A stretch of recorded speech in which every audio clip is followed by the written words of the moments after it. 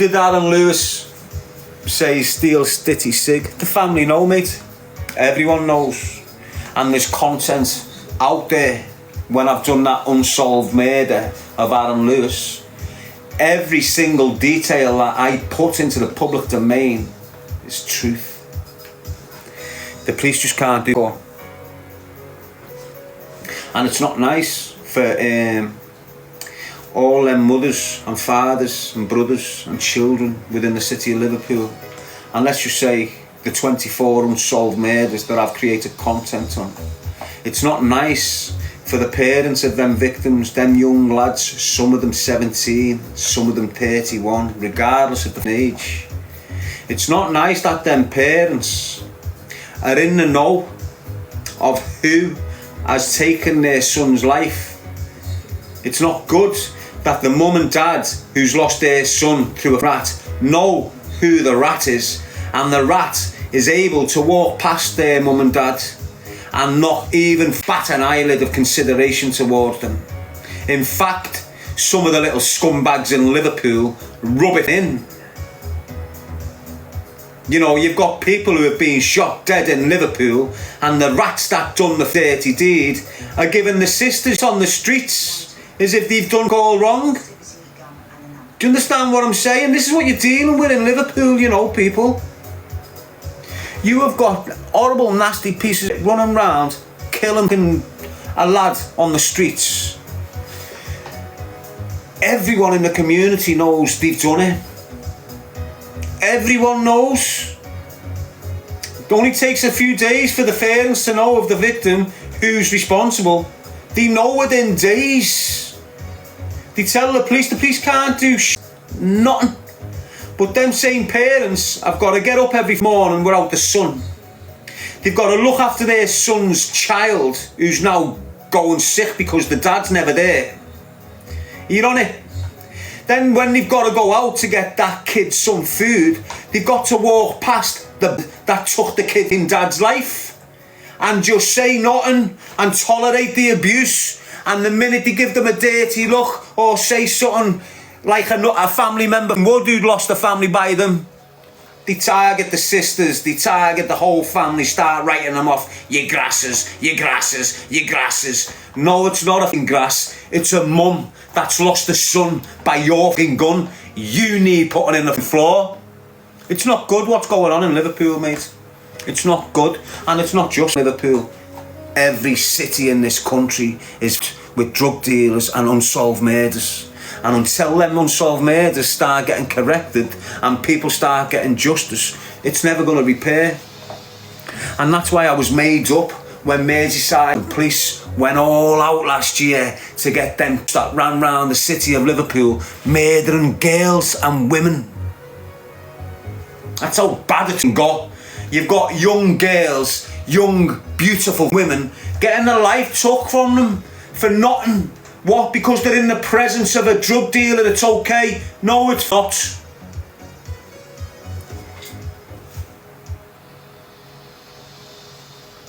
So look at them 4 murders. Look at them. Look at them girls. You had Olivia Corbell. You had the girl in New Brighton. You had the other girl a few streets away from Olivia Corbell. And then you had the nanny.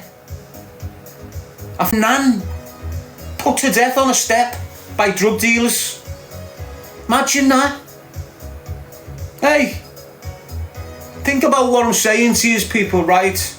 Imagine your nan answering the door and getting her head took off by a shotty. Why?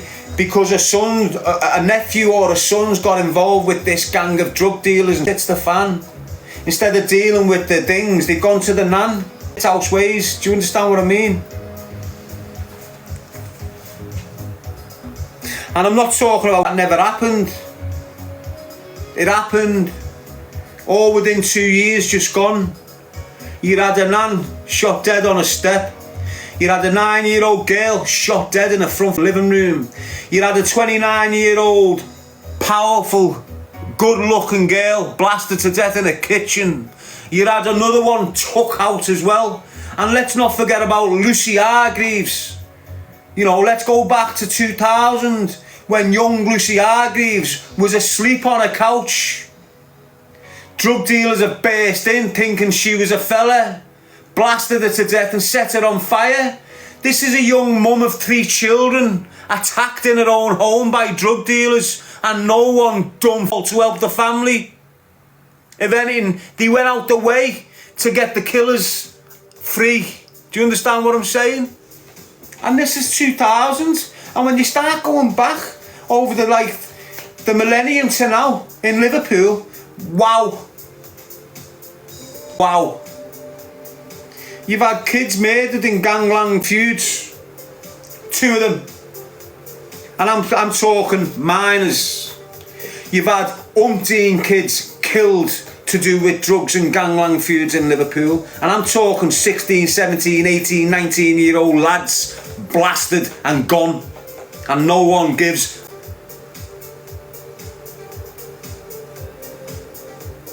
This is Liverpool, mate. And it's a mirror image in Manchester. It's a mirror image, it's a double mirror image in London. And it's a mirror image in Birmingham, if not double mirror image. What do I mean by double mirror image? It's happening 2 times faster in them cities than what it is in Liverpool. You're having more young lads killed in London than you are in the rest of the country. And don't think the whole country is not going to follow suit to London. And you think it's all great, while we all sit back as adults and watch a whole generation of children absolutely destroy their lives. And us adults, oh, they're only kids, leave them to it. Is it? Leave them to it. They're killing each other on a daily basis. You've got young lads dying in this country through feuds, and the majority of the feuds begin because of drugs. And that doesn't matter if it's a group of 16-year-old kids in the city centre of Liverpool stabbing a 12-year-old Olivia White. Do you understand what I'm saying to you? The kid's a pothead. That's why he's got a knife on him. That's why he's using that blade off the cannabis, and has been for years, and he's only 14. Do you understand what I'm saying?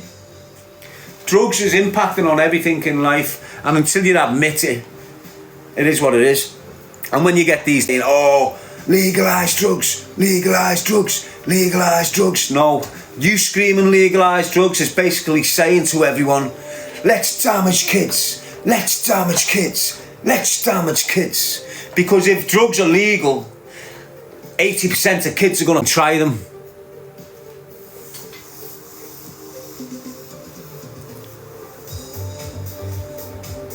I better go, I'm getting too passionate.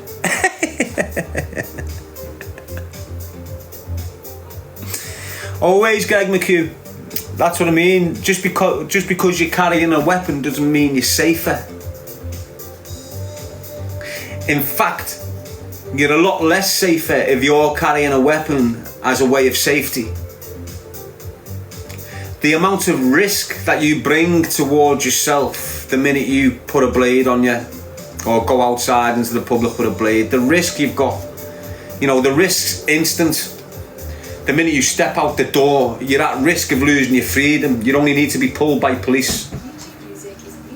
Well, at the moment, you'll probably just get a caution. You know what I mean? But that caution will send you on a path of crime. You know, that interaction with the police on that first occasion is going to... Normally, what happens when you're a part of a street group or a gang or whatever, your first interaction with the 5-0 is always animosity. You know, it's never like easy conversation. It's always And what happens is you develop straight away off that first occasion with that copper a complete hatred for them and everything they stand for, and then you start growing up with that hatred for the police. So you've got kids out there now who go out with a knife, and the minute police see them, they're all over them. Why? Because they're anti-authority. And when police jump out the van and start searching this anti-authority and kid who's got history of violence, they pull the phone out and go, look, I'm getting victimised by police. Police are stitching me again.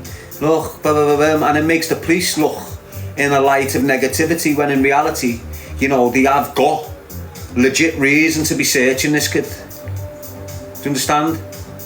And the dynamics of it all that sort of dynamics there, it makes all the kids not trust police, not just the one that's being targeted. Do you understand what I'm saying? And because they don't trust police, as they're becoming into adulthood and they're coming into teenage, like 19, 20, 21, 22, 10 years of not liking police, 10 years of not believing in the police, 10 years of not wanting to go near the police or engage with police full stop. So when this 19-year-old kid has got problems, the 19-year-old kid down the road that's been to college and got into a job, when he's got problems, he will rely on the police to deal with that situation. Burgled his house, police. Robbed his car, police. Screamed at his bird, police. Said something wrong or whatever, police. That's what they do. My man there, who's had an grievance with the police since that first altercation when he was 14, his house is being burgled, he's kicking doors in looking for the burglar. His car's being robbed, he's taking doors off looking for the car robber. His bird's being hit, he's put the kid in hospital with a knife. Do you understand where I'm going? There's thousands of kids, mate, that are completely lost, completely ruined, and they don't even know they ruined you. There's loads of kids, mate, and you just need to really open your eyes now. You need to open your eyes to the destruction that's going on before you, mate. What do you expect to happen? What do you expect to happen here, mate? Honest to God, I can see what's happening. And if you can't see, I don't know why. Let me tell you now, right? On your estate, you've got a group. That group, 14 to 20, they're doing the bits. They've got the bikes, they're selling the little bits of weed, they're carrying the blades. That group of 15 kids, 13 of them are going to be in and out of prison all their lives until they mature. And if they mature before they get a long one, do you understand what I mean? And that's what you're seeing now. These pockets of kids on your estates all day, not participating in the schools, not participating in the things that's on offer for them like all the other kids are. Them kids that are not participating in what's on offer, the jailbait. Every single one of them is jailbait. Think about it. If you don't go to school, right, and get yourself an education, how are you going to earn a living?